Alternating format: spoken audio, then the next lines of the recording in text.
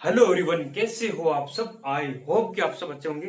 देखो, आज की इस वीडियो में हम डिस्कस करने वाले हैं दोस्तों, परंपरागत ऑफलाइन अध्ययन की जो प्रमुख विशेषताएं हैं उसके बारे में डिस्कस करने वाले हैं दोस्तों। क्योंकि ये जो पीवाईक्यू है आपका मतलब यूजीसी नेट एग्जाम जून 2022 के अंदर पूछा गया था। ठीक है दोस्तों, यूजीसी नेट जो जून 2022 वाला जो साइकिल हुआ था उसके अंदर मतलब टीचिंग एप्टीट्यूड का जो क्वेश्चन है वो यहाँ से बना था।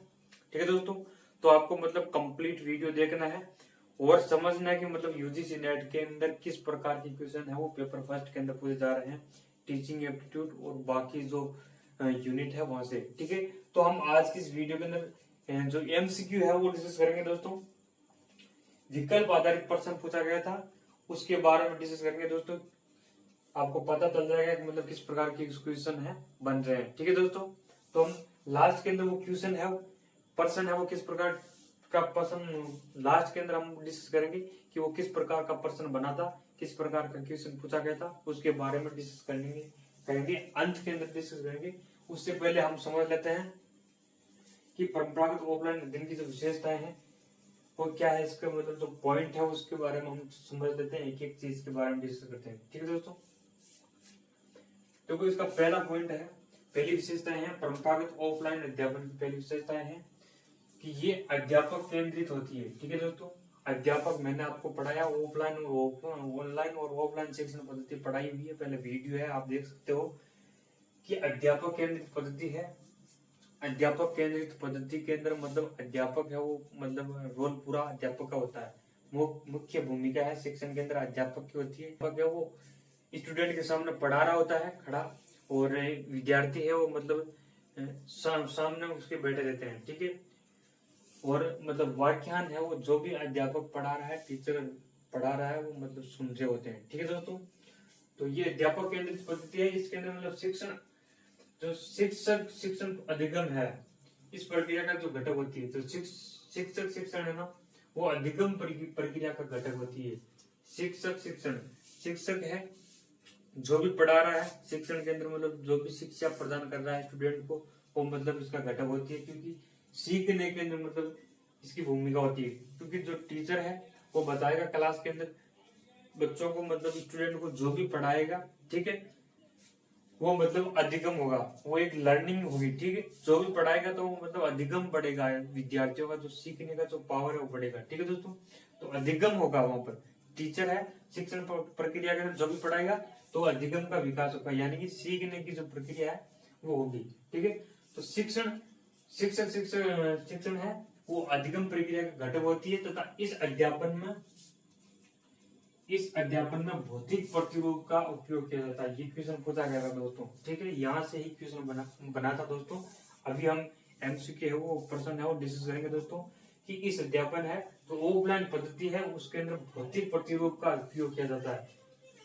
भौतिक प्रतिरूप का उपयोग कैसे, मतलब कोई टीचर है, मान लो किसी चीज को, वो एक बड़ी चीज है, ठीक है, किसी चीज के बारे में समझा रहा है बता रहा है, तो मतलब उसका भौतिक जो चित्र है, ठीक है, उसकी प्रदर्शनी है, ठीक है, उसकी प्रदर्शनी विद्यार्थियों के सामने किसी कंप्यूटर के माध्यम से या ठीक है टीवी के माध्यम से एलईडी के माध्यम से वो भौतिक प्रदर्शनी है वो सामने मतलब प्रदर्शित करता है कि भाई ये चीज ऐसी है।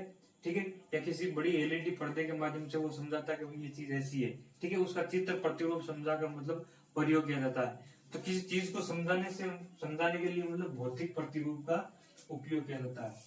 ठीक है, भौतिक प्रतिरूप का उपयोग किया जाता है किसी चीज को समझाने के लिए। ठीक है दोस्तों, दूसरा है सीखने की जो प्रक्रिया उसमें सीखने वाले की न्यूनतम भूमिका होती है। जो स्टूडेंट है ना, तो सीखने वाला है उसकी भूमिका न्यूनतम होती है, क्योंकि आपको पता है कि वो मतलब चुपचाप बैठा रहता है स्टूडेंट, वो मतलब टीचर जो भी पढ़ा रहा है, जो भी पाठ पढ़ा रहा है, जो भी कंटेंट पढ़ा रहा है वो व्याख्यान सुन रहा होता है स्टूडेंट। ठीक है, टीचर की जो भी बातें हैं वो सुन रहा होता है, उसकी भूमिका एक निष्क्रिय होती है।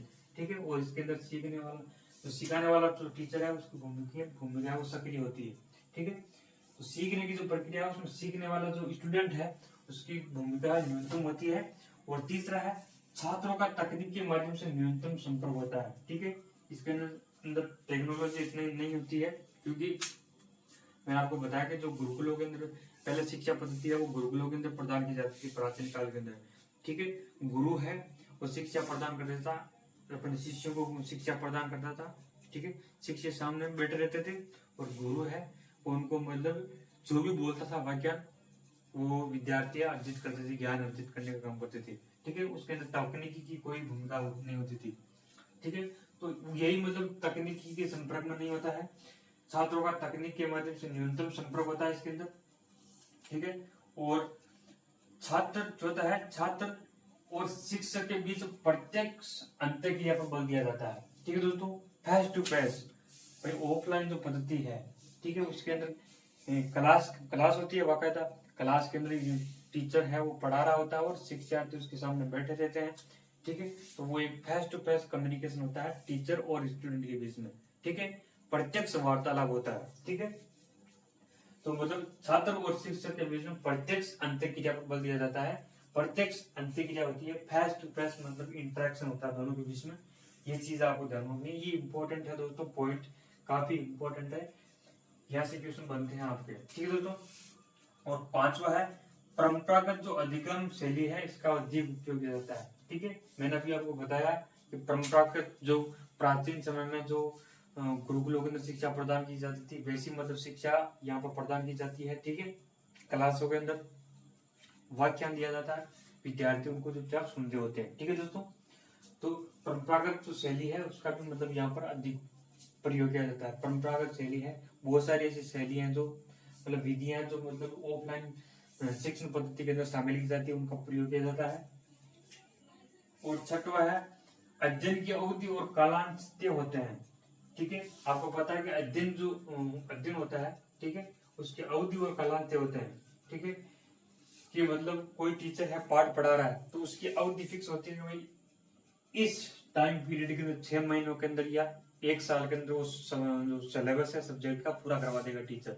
ठीक है दोस्तों, या जिस दिन वो मतलब कालांश ले रहा है, ठीक है, पीरियड ले रहा है, तो मतलब उस आधे घंटे या 1 घंटे के लिए जो भी टॉपिक्स है वो पूरा करवा देता है, उसकी अवधि है वो फिक्स होती है। ठीक है दोस्तों, चाहे अवधि 1 दिन की क्लास की जो टॉपिक्स की हो या पूरे वर्ष की हो, 6 महीनों की हो, ठीक है, वो अवधि फिक्स होती है। और कालांश भी कितने होते हैं, पीरियड है वो पीरियड के हिसाब से मतलब नंबर आता है कि भाई इस पीरियड के अंदर मतलब ये सब्जेक्ट पढ़ाई जाएगी और पीरियड खत्म होने के बाद, कालांश खत्म होने के बाद नेक्स्ट सब्जेक्ट पढ़ाई जाती है। ठीक है, तो अध्ययन की अवधि और कालांश होते हैं। और 7वां है प्रकृति अपेक्षाकृत कठोर होती है। ठीक है, इसकी जो प्रकृति है ऑफलाइन जो परंपरागत ऑफलाइन अध्यापन की जो प्रकृति है वो कठोर होती है। ठीक है, ये चीजें मतलब आपको ध्यान रखना है। एज इट इज यहाँ से क्वेश्चन बना है दोस्तों, 2022 के अंदर बना है, PYQ पूछा गया था 2022 के अंदर, जून 2022 वाला जो एग्जाम हुआ था आपका, ठीक है, यूजीसी नेट का, उसके अंदर ये यहाँ पर सीधा PYQ पूछा गया था। ये मतलब यहाँ से क्वेश्चन बना था सीधा। ठीक है दोस्तों, तो मतलब ये चीजें आपको ध्यान रखना है, एक एक वर्ड इंपॉर्टेंट होता है, एक एक वर्ड को मतलब आपको समझना होगा। ठीक है दोस्तों, और इसको मतलब डिटेल से आप पढ़ना चाहते हो ऑफलाइन और ऑनलाइन जो शिक्षण पद्धति है वो मैंने वीडियो पहले बना रखा है, आप देख सकते हो। ठीक है दोस्तों, तो यहाँ तक ये कॉन्सेप्ट समझ में आ जाना चाहिए आपके दोस्तों। अब हम डिस्कस करते हैं कि वो PYQ यहाँ से किस प्रकार का PYQ है, क्वेश्चन विकल्प आधारित क्वेश्चन है वो किस प्रकार का पूछा गया था, उसके बारे में डिस्कस करते हैं दोस्तों। तो डिस्कस कर लेते दोस्तों, वो क्वेश्चन पूछा गया था मतलब परंपरागत ऑफलाइन अध्यापन के लिए निम्न में से किस उपकरण का उपयोग किया जाता है। ठीक है दोस्तों, क्वेश्चन आपके सामने है। ये क्वेश्चन मतलब जून 2022 वाला जो साइकिल है, ठीक है, जून 2022 के अंदर जो एग्जाम हुआ था UGC net, NT UGC net, उसके अंदर ये मतलब क्वेश्चन पूछा गया था, विकल्प आधारित क्वेश्चन ये था, परंपरागत ऑफलाइन अध्यापन के लिए निम्न में से किस उपकरण का प्रयोग किया जाता है। ठीक है दोस्तों, एज इट इज ऐसा क्वेश्चन पूछा गया था, जिसके अंदर मतलब ये ऑप्शन दे रखे थे आपके सामने कि मतलब पहला था प्रक्षेपित्र या प्रोजेक्ट का प्रयोग किया जाता है, या पावर पॉइंट का प्रयोग किया जाता है इसके अंदर, या भौतिक प्रतिरूप का प्रयोग किया जाता है, या LMS का प्रयोग किया जाता है। ठीक है दोस्तों, इनमें से आपको राइट आंसर चुनना था। ठीक है दोस्तों, तो आपने मतलब टीचिंग एप्टीट्यूड को मतलब डिटेल से अगर पढ़ा है तो आप इस क्वेश्चन को आराम से सही कर सकते थे। देखो दोस्तों, जो प्रक्षेपित्र है, प्रोजेक्टर है, उसका मतलब प्रयोग है मतलब ऑनलाइन जो शिक्षण पद्धति है उसके अंदर किया जाता है, मतलब किसी से जो मान लो कोई शब्द है, वर्ड है लिखे हुए दीवार पर या बोर्ड पर लिखे हुए हैं, ठीक है दोस्तों, तो उन शब्दों को लेंस के माध्यम से किसी बड़े पर्दे पर दिखाने के लिए, ठीक है दोस्तों, किसी बड़े पर्दे या स्लाइड पर दिखाने के लिए मतलब प्रोजेक्टर का प्रयोग किया जाता है। आपने डिटेल से अगर पढ़ा हो तो, ठीक है दोस्तों, तो ऑनलाइन के अंदर किया जाता है। और पावर पॉइंट आपको पता है कि मतलब किसी भी प्रकार का प्रेजेंटेशन बनाने के लिए, ठीक है, पीपीटी बनाने के लिए मतलब आपका ये जो पावर पॉइंट है यूज होता है, ठीक है। ऑनलाइन क्लासेस के अंदर मतलब ज्यादा यूज होता है प्रेजेंटेशन जो होता है ना, पीपीटी बनाने के लिए मतलब प्रेजेंटेशन तैयार करने के लिए पावर पॉइंट का उपयोग होता है। तो ये भी नहीं हो सकता था, दोनों नहीं है अभी तो। और तीसरा है भौतिक प्रतिरूप, इसको हम देखते हैं। और एलएमएस है, डी है एलएमएस, ठीक है। एलएमएस है वो मतलब लर्निंग मैनेजमेंट जो, ठीक है, सिस्टम है। इसकी फुल जो मतलब ऑनलाइन शिक्षण में जो व्यवस्था है उसके अंदर मतलब इसका उपयोग किया जाता है, ठीक है। तो एलएमएस भी नहीं है, एलएमएस और लर्निंग मैनेजमेंट टूल जो सिस्टम है इसके अंदर मतलब ऑनलाइन जो शिक्षण पद्धति है ना उसके अंदर मतलब इसका प्रयोग किया जाता है। तो तीनों ही नहीं है, आपका जो राइट आंसर है वो हो जाएगा ऑप्शन नंबर सी, भौतिक प्रतिरूप, ठीक है दोस्तों। कि मतलब जो परंपरागत ऑफलाइन जो अध्यापन है उसके अंदर मतलब किस उपकरण का उपयोग किया जाता है, भौतिक प्रतिरूप का प्रयोग किया जाता है। भौतिक प्रतिरूप यानी कि मतलब जो टीचर है मतलब किसी चीज को समझाने के लिए, स्टूडेंट को किसी चीज को समझाने के लिए मतलब उसको सामने प्रस्तुत करता है, उसकी प्रदर्शनी सामने प्रस्तुत करके, या किसी टीवी के माध्यम से, टेलीविजन के माध्यम से, या किसी स्क्रीन के माध्यम से मतलब उसका चित्र दिखाकर, ठीक है, उसका चित्र दिखाकर मतलब बाकायदा उनको समझाता है कि भाई ये चीज ये है, ठीक है, और ये से काम करती है। तो मतलब भौतिक प्रतिरूप होता है, ठीक है दोस्तों, जो मतलब किसी प्रदर्शन के माध्यम से कोई मतलब चित्र है या छवि है दिखाकर मतलब प्रस्तुत की जाती है भौतिक प्रतिरूप के अंदर, ठीक है दोस्तों।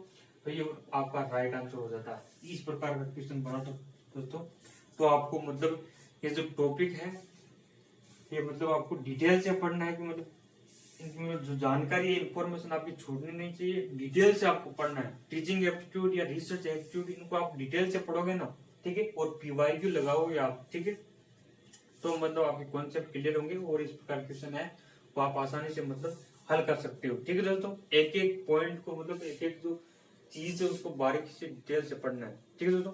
तो ये जो आपको इन्फॉर्मेशन है वो अच्छी लगी, वीडियो अच्छा लगा है तो आपको मतलब वीडियो को लाइक कर दो और चैनल को सब्सक्राइब कर लो। पहली बार हो तो वीडियो को मतलब चैनल को सब्सक्राइब कर सकते हो और बेल आइकन को प्रेस कर लो, जिससे कि मतलब इस प्रकार के जो मैं क्वेश्चन आपके सामने लेकर आ रहा हूँ पीवाईक्यू वो आपको उसके नोटिफिकेशन आपको जल्द मिल जाएंगे। और यूजीसी नेट एग्जाम का आपको पता है कि मतलब मैं पेपर फर्स्ट और जो पेपर सेकंड है पॉलिटिकल साइंस, ठीक है, ये मैं करवाता हूँ। तो मतलब इनसे संबंधित वीडियोज है, सिलेबस के संबंधित वीडियोज मैं आपके सामने यहाँ पर लेकर आता हूँ चैनल पर। तो आप पहली बार हो तो चैनल को सब्सक्राइब कर लो और इस प्रकार के पीवाईक्यूज है जो पिछले सालों के अंदर पूछे गए हैं वो भी मैं यहाँ पर डिस्कस करने की कोशिश करता हूँ, ताकि आपको पता चले कि यूजीसी नेट एग्जाम के अंदर किस प्रकार के क्वेश्चन है, किस टॉपिक से कैसे क्वेश्चन बन रहे हैं, ठीक है दोस्तों।